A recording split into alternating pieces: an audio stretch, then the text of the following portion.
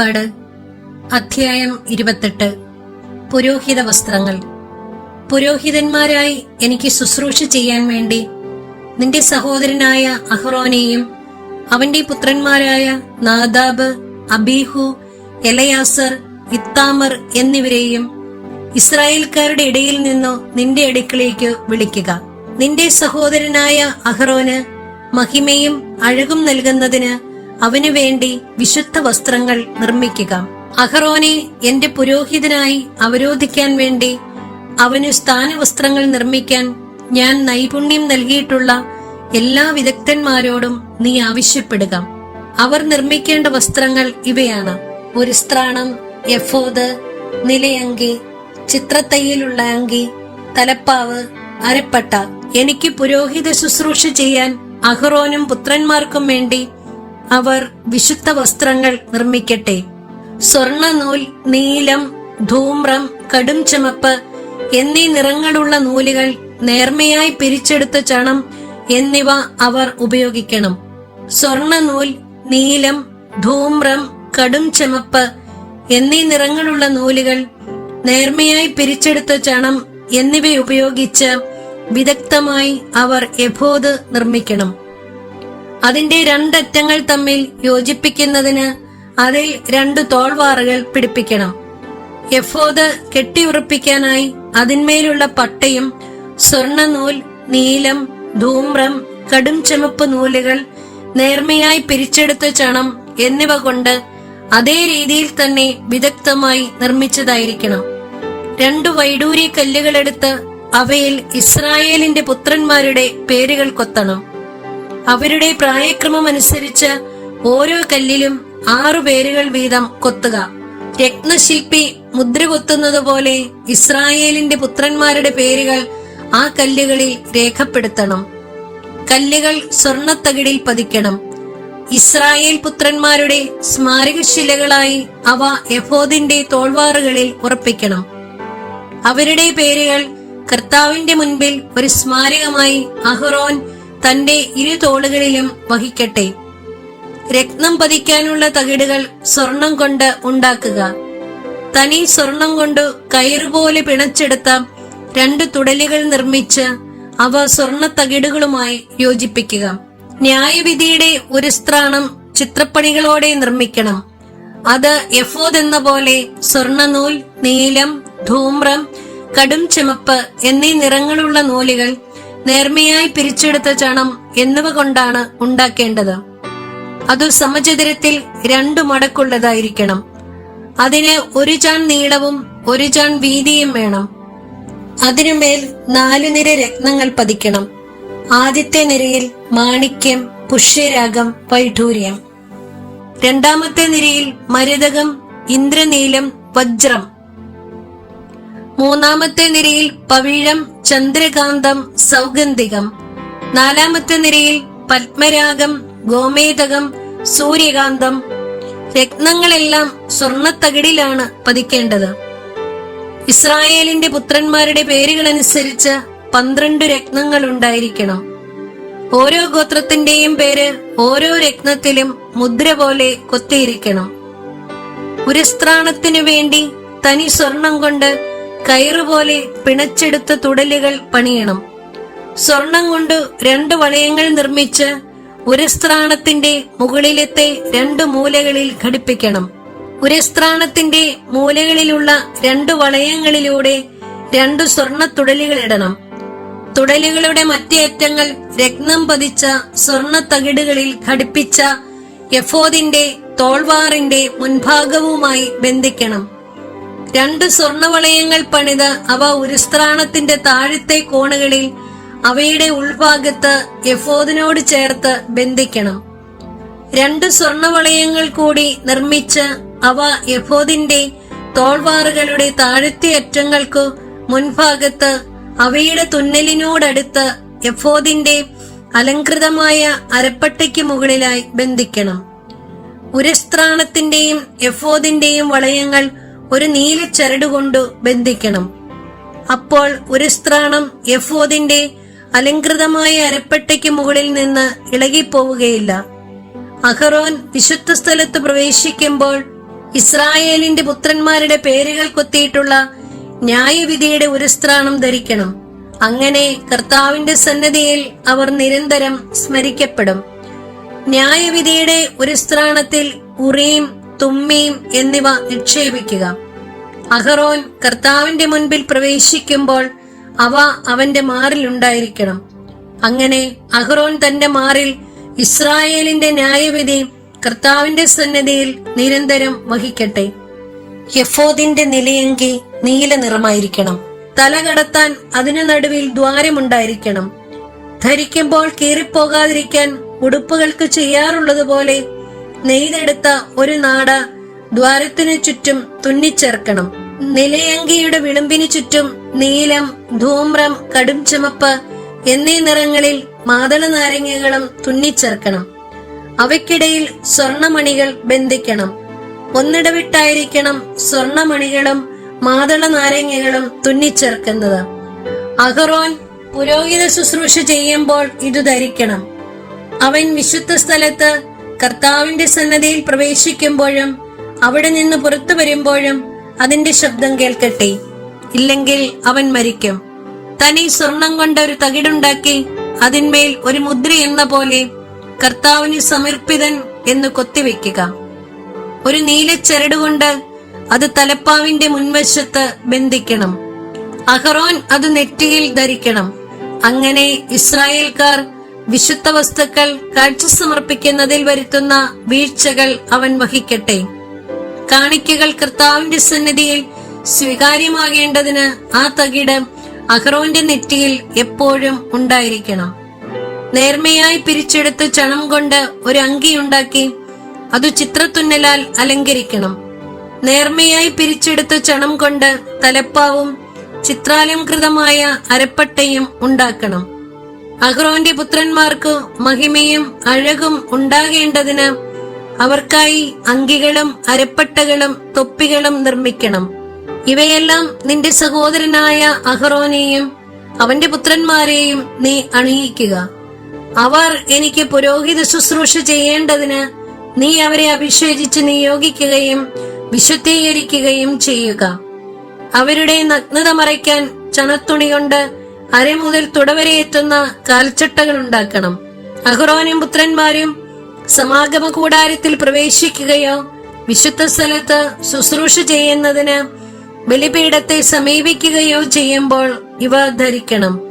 ഇല്ലെങ്കിൽ അവർ കുറ്റക്കാരായി തീരുകയും മരിക്കുകയും ചെയ്യും. ഇത് അഹ്റോനും സന്തതികൾക്കും എന്നേക്കുമുള്ള നിയമമാണ്. അധ്യായം 29. അഭിഷേകക്രമം. എനിക്ക് പുരോഹിത ശുശ്രൂഷ ചെയ്യുന്നതിന് അവരെ നിയോഗിക്കാൻ നീ ചെയ്യേണ്ടതിതാണ്: ഒരു കാളക്കുട്ടിയെയും ഊനമറ്റ 2 മുട്ടാടിനെയും തിരഞ്ഞെടുക്കുക. പുളിപ്പില്ലാത്ത അപ്പം, എണ്ണ ചേർത്ത് മയം വരുത്തിയ പുളിപ്പില്ലാത്ത അപ്പം, എണ്ണ പുരട്ടിയ പുളിപ്പില്ലാത്ത നേർത്ത അപ്പം ഇവ സജ്ജമാക്കുക. ഇവയെല്ലാം ഗോതമ്പ് മാവ് കൊണ്ട് ഉണ്ടാക്കണം. അവ ഒരു കുട്ടയിലാക്കി കാളക്കുട്ടിയോടും മുട്ടാടുകളോടുമൊപ്പം കൊണ്ടുവരിക. നീ അഹ്റോനെയും അവന്റെ പുത്രന്മാരെയും സമാഗമ കൂടാരത്തിന്റെ വാതിൽക്കൽ കൊണ്ടുവന്ന് അവരെ വെള്ളം കൊണ്ട് കഴുകുക.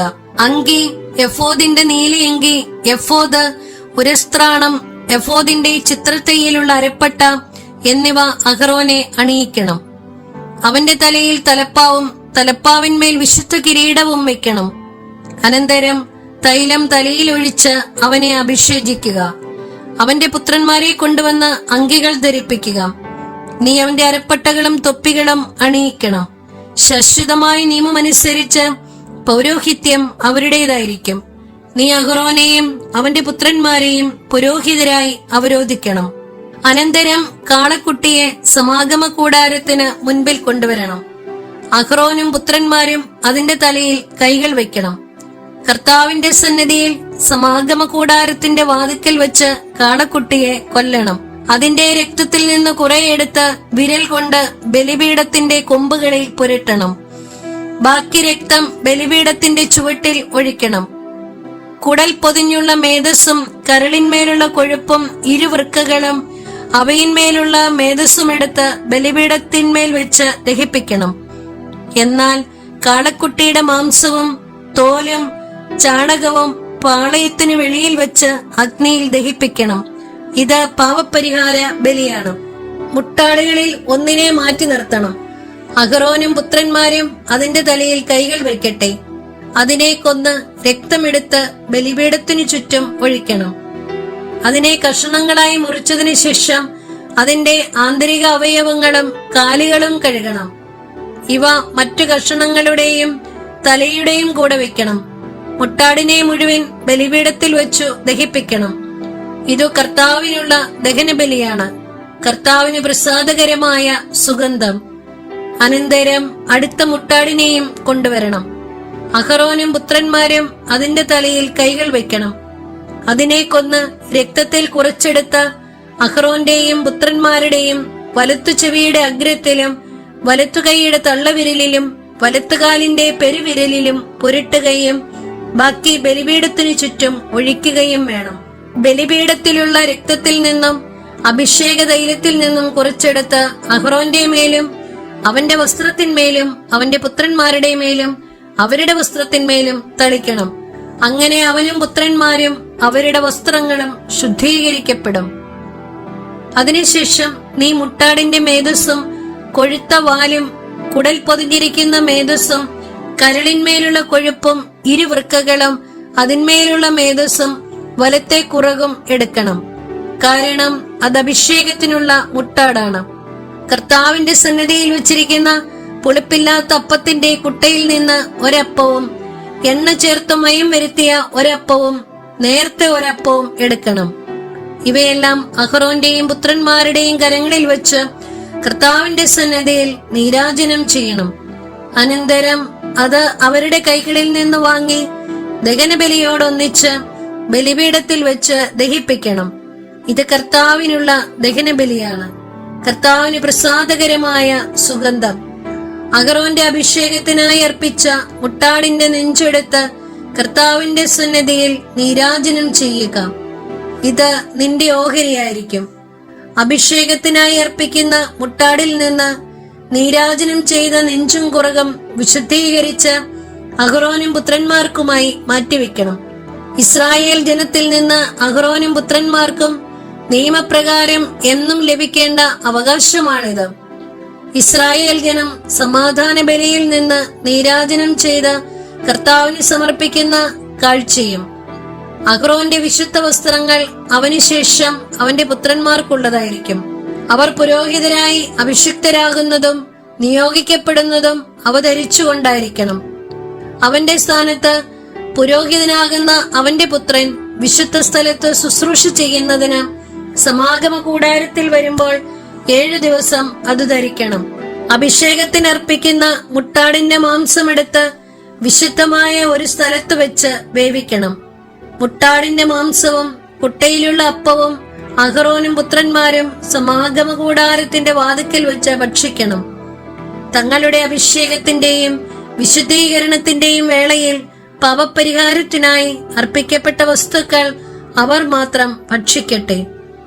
അവ വിശുദ്ധമാകയാൽ അന്യർ ഭക്ഷിക്കരുത്.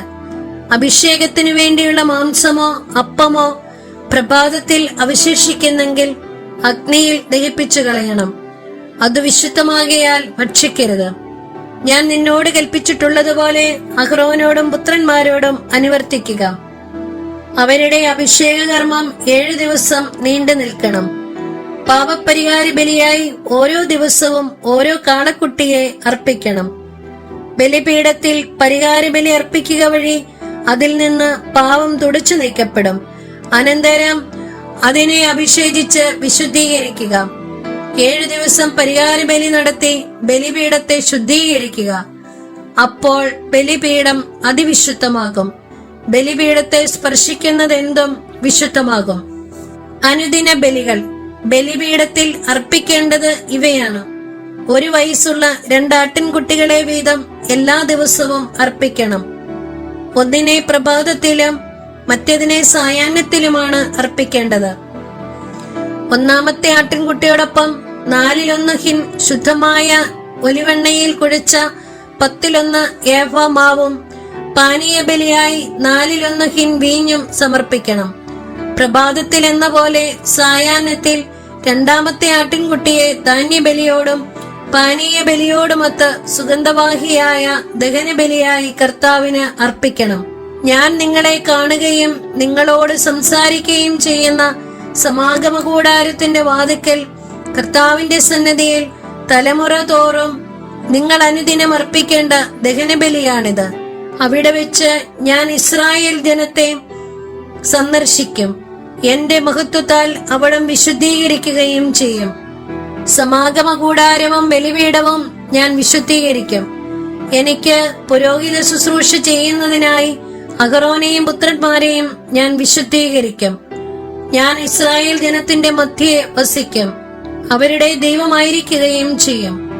അവരുടെ ഇടയിൽ വസിക്കാൻ വേണ്ടി അവരെ ഈജിപ്തിൽ നിന്ന് കൊണ്ടുവന്ന അവരുടെ ദൈവമായ കർത്താവ് ഞാനാണെന്ന് അവർ അറിയും. ഞാനാണ് അവരുടെ ദൈവമായ കർത്താവ്. അധ്യായം 30. ധൂപപീഠം. ധൂപാർപ്പണത്തിനായി കരുവേല മരം കൊണ്ട് ഒരു ബലിപീഠം പണിയണം. അത് സമചതുരമായിരിക്കണം. നീളവും വീതിയും 1 മുഴം, ഉയരം 2 മുഴം. കൊമ്പുകൾ അതിനോട് ഒന്നായി ചേർന്നിരിക്കണം. മുകൾ ഭാഗവും വശങ്ങളും കൊമ്പുകളും തങ്കം കൊണ്ട് പൊതിയണം. മുകൾ വശത്ത് ചുറ്റിലും സ്വർണം കൊണ്ടുള്ള അരികുപാളി പിടിപ്പിക്കണം. അതിനു കീഴെ 2 മൂലകളിലും ഓരോ സ്വർണവളയം പിടിപ്പിക്കണം. മറുവശത്തും ഇപ്രകാരം ചെയ്യണം. അവ പീഠത്തെ വഹിക്കാനുള്ള തണ്ടുകൾ ഇടുന്നതിനാണ്. തണ്ടുകൾ കരുവേല മരം കൊണ്ടുണ്ടാക്കി സ്വർണം കൊണ്ട് പൊതിയണം. ഞാൻ നിന്നെ സന്ദർശിക്കുന്ന സ്ഥലമായ സാക്ഷ്യപേടകത്തിന് മുകളിലുള്ള കൃപാസനത്തിന്റെയും സാക്ഷ്യപേടകത്തെ മറയ്ക്കുന്ന തിരശ്ശീലയുടെയും മുൻപിൽ അത് സ്ഥാപിക്കണം. ഓരോ പ്രഭാതത്തിലും വിളക്കുകൾ ഒരുക്കുമ്പോൾ അഹറോൻ പീഠത്തിന്മേൽ പരിമളദ്രവ്യങ്ങൾ പുകയ്ക്കണം. സായാഹ്നത്തിൽ ദീപം കൊളുത്തുമ്പോഴും അവൻ അതിന്മേൽ പരിമളദ്രവ്യങ്ങൾ പുകയ്ക്കട്ടെ. തലമുറ തോറും എന്നേക്കും കർത്താവിന്റെ മുൻപിൽ ഈ ധൂപാർപ്പണം നടക്കണം. അവിശുദ്ധ ധൂപമോ ദഹനബലിയോ ധാന്യബലിയോ അതിന്മേൽ നീ അർപ്പിക്കരുത്. ദ്രാവക നൈവേദ്യവും ഒഴിക്കരുത്. പാപപരിഹാര ബലിയുടെ രക്തം കൊണ്ട് വർഷത്തിൽ ഒരിക്കൽ അഹറോൻ അതിന്റെ കൊമ്പുകളിൽ പരിഹാരകർമ്മം അനുഷ്ഠിക്കണം. തലമുറ തോറും ഇപ്രകാരം ചെയ്യണം. ഇത് കർത്താവിന് അതിവിശുദ്ധമാണ്. കർത്താവ് മോശയോട് അരുളി ചെയ്തു, ഇസ്രായേലിൽ ജനസംഖ്യ കണക്കെടുക്കുമ്പോൾ തങ്ങളുടെ ഇടയിൽ മഹാമാരി ഉണ്ടാകാതിരിക്കാൻ ഓരോരുത്തരും തങ്ങളുടെ ജീവന് വേണ്ടി കർത്താവിന് മോചനദ്രവ്യം കൊടുക്കണം. ജനസംഖ്യാ കണക്കിൽ ഉൾപ്പെടുന്ന ഓരോ വ്യക്തിയും വിശുദ്ധ മന്ദിരത്തിൽ നിലവിലുള്ള കണക്കനുസരിച്ച് 1/2 ഷെക്കൽ വീതം കർത്താവിന് കാണിക്കയായി കൊടുക്കണം. 1 ഷെക്കൽ 20 ഗേര. ജനസംഖ്യ കണക്കിൽ ഉൾപ്പെടുന്ന 20 വയസ്സും അതിന്മേലും പ്രായമുള്ള ഓരോ വ്യക്തിയും ഈ കാണിക്ക കർത്താവിന് നൽകണം. പാപപരിഹാരത്തിനായി കർത്താവിനെ കാണിക്ക നൽകുമ്പോൾ 1/2 ഷെക്കൽ മാത്രമേ നൽകാവൂ. ധനികൻ കൂടുതലോ ദരിദ്രൻ കുറവോ കൊടുക്കാൻ പാടില്ല. ഇസ്രായേൽ ജനത്തിൽ നിന്ന് പാപപരിഹാര തുക സ്വീകരിച്ച് സമാഗമ കൂടാരത്തിലെ ശുശ്രൂഷയ്ക്ക് ഉപയോഗിക്കണം. അങ്ങനെ നിങ്ങൾക്ക് പാപപരിഹാരത്തിന് ഉതകം വിധം അത് ഇസ്രായേൽ ജനത്തെ കർത്താവിന്റെ സ്മരണയിൽ കൊണ്ടുവരും. കർത്താവ് മോശയോട് അരുളി ചെയ്തു, ഓടുകൊണ്ടൊരു ക്ഷാളനപാത്രം നിർമ്മിക്കണം. അതിന്റെ പീഠവും ഓടുകൊണ്ടുള്ളതായിരിക്കണം. അത് സമാഗമ കൂടാരത്തിനും ബലിപീഠത്തിനും ഇടയ്ക്ക് വയ്ക്കണം. അതിൽ വെള്ളമൊഴിക്കണം. അഹറോനും പുത്രന്മാർക്കും കൈകാലുകൾ കഴുകുന്നതിന് വേണ്ടിയാണിത്. അവർ സമാഗമ കൂടാരത്തിൽ പ്രവേശിക്കുകയോ ശുശ്രൂഷയ്ക്കായി ബലിപീഠത്തെ സമീപിച്ച് കർത്താവിന് ദഹനബലി അർപ്പിക്കുകയോ ചെയ്യുമ്പോൾ കൈകാലുകൾ കഴുകണം, അല്ലെങ്കിൽ അവർ മരിക്കും. മരിക്കാതിരിക്കുന്നതിന് അവർ കൈകാലുകൾ കഴുകണം. ഇതവർക്ക് എന്നേക്കുമുള്ള ഒരു കൽപ്പനയാണ്. അവനും അവന്റെ സന്തതികൾക്കും തലമുറ തോറുമുള്ള കൽപ്പന. അഭിഷേക തൈലം. കർത്താവ് മോശയോട് അരുളി ചെയ്തു, മികച്ച സുഗന്ധദ്രവ്യങ്ങൾ എടുക്കുക. വിശുദ്ധ മന്ദിരത്തിൽ നിലവിലിരിക്കുന്ന ഷെക്കലിന്റെ കണക്കനുസരിച്ച് 500 ഷെക്കൽ ശുദ്ധമായ മീറയും 250 ഷെക്കൽ സുഗന്ധമുള്ള കറുവപ്പട്ടയും 250 ഷെക്കൽ സുഗന്ധ സസ്യവും 500 ഷെക്കൽ അമരിപ്പട്ടയും 1 ഹിൻ ഒലിവെണ്ണയും എടുക്കുക. സുഗന്ധതൈലങ്ങൾ നിർമ്മിക്കുന്ന വിദഗ്ധനെ പോലെ ഇവയെല്ലാം കൂട്ടിക്കലർത്തി ഒരു വിശുദ്ധ തൈലം ഉണ്ടാക്കണം. അതു വിശുദ്ധമായ അഭിഷേക തൈലമായിരിക്കും. സമാഗമ കൂടാരവും സാക്ഷ്യപേടകവും അതുകൊണ്ട് അഭിഷേകം ചെയ്യണം. മേശയും വിളക്കുകാലും അവയുടെ ഉപകരണങ്ങളും ധൂപപീഠവും ദഹന ബലിപീഠവും ഉപകരണങ്ങളും ക്ഷളനപാത്രവും അതിന്റെ പീഠവും നീ അഭിഷേചിക്കണം. ഏറ്റവും പരിശുദ്ധമാകേണ്ടതിന് അവയെ നീ വിശുദ്ധീകരിക്കണം. അവയെ സ്പർശിക്കുന്നതെല്ലാം വിശുദ്ധമാകും. പുരോഹിതരായി എനിക്ക് ശുശ്രൂഷ ചെയ്യാൻ വേണ്ടി അഹ്റോനെയും പുത്രന്മാരെയും അഭിഷേകം ചെയ്യുകയും വേർതിരിച്ചു നിർത്തുകയും ചെയ്യുക. നീ ഇസ്രായേൽക്കാരോട് പറയണം, ഇത് തലമുറ തോറും എനിക്കായുള്ള അഭിഷേക തൈലമായിരിക്കും. ഇത് സാധാരണക്കാരുടെ മേൽ ഒഴിക്കരുത്. കൂട്ടുവസ്തുക്കൾ ഈ കണക്കിൽ ചേർത്ത് മറ്റൊരു തൈലം ഉണ്ടാക്കുകയും അരുത്. ഇത് വിശുദ്ധമാണ്. നീ ഇതിനെ വിശുദ്ധമായി കരുതണം. ആരെങ്കിലും ഇതുപോലൊരു ചേരുവ ഉണ്ടാക്കുകയോ സാധാരണക്കാരന്റെ മേൽ ഒഴിക്കുകയോ ചെയ്താൽ അവൻ തന്നെ ജനത്തിൽ നിന്ന് വിച്ഛേദിക്കപ്പെടണം. കർത്താവ് മോശയോട് അരുളി ചെയ്തു, ദേവദാരു തൈലം, നറുംപശ, ഗുൽഗുലു, കുന്തുരുക്കം എന്നീ സുഗന്ധദ്രവ്യങ്ങൾ സമമായി എടുക്കുക. സുഗന്ധ തൈലം നിർമ്മിക്കുന്ന വിദഗ്ധനെ പോലെ ഇവയെല്ലാം കൂട്ടിക്കലർത്തി ഉപ്പും ചേർത്ത് ധൂപാർപ്പണത്തിനുള്ള വിശുദ്ധമായ സുഗന്ധദ്രവ്യം ഉണ്ടാക്കുക. അതിൽ നിന്ന് കുറെ എടുത്ത് നേർമയായി പൊടിച്ച് ഒരു ഭാഗം ഞാൻ നിങ്ങളെ സന്ദർശിക്കുന്ന സമാഗമ കൂടാരത്തിലെ സാക്ഷ്യപേടകത്തിന്റെ മുൻപിൽ വെക്കുക. അതിനെ ഏറ്റവും പവിത്രമായി കരുതണം. നിങ്ങൾക്ക് വേണ്ടി ഈ ചേരുവ കണക്കനുസരിച്ച് സുഗന്ധദ്രവ്യം ഉണ്ടാക്കരുത്. കർത്താവിന് വിശുദ്ധമായ ഒന്നായി ഇതിനെ കരുതണം. പരിമളത്തിനു വേണ്ടി ആരെങ്കിലും അതുണ്ടാക്കിയാൽ അവൻ തന്റെ ജനത്തിൽ നിന്ന് വിച്ഛേദിക്കപ്പെടണം.